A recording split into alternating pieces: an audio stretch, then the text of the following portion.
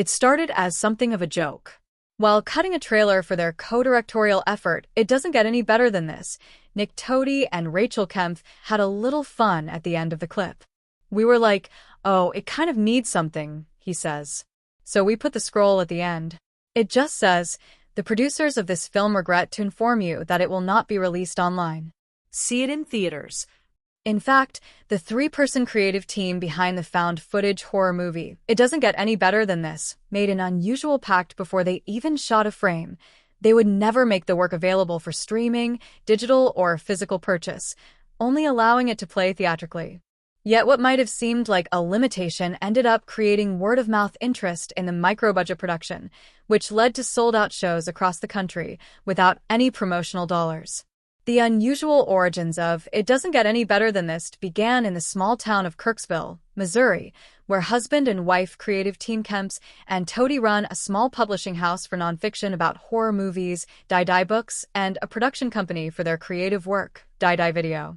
While scouting locations for an upcoming indie they were hoping to shoot, they bought a dilapidated duplex in 2021 and determined it was the perfect locale to quickly shoot a long-gestating passion project. Toti had always been fascinated by Kempf's seances she would frequently have with her best friend, Christian, so the three developed a semi-improvised film around the concept.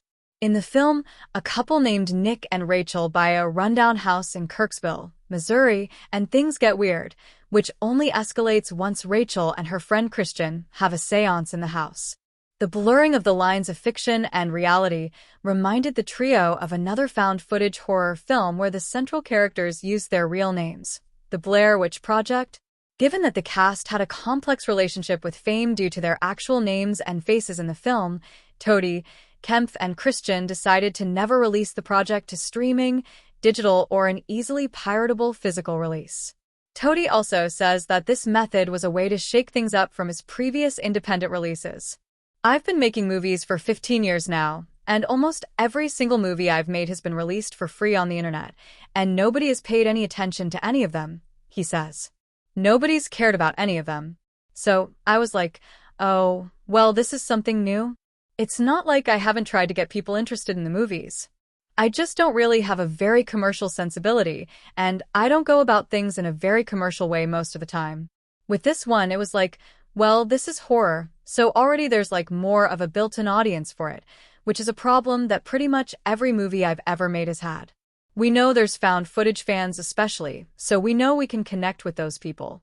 But we realize that there's also a gimmick there, and it's a gimmick that can be exploited.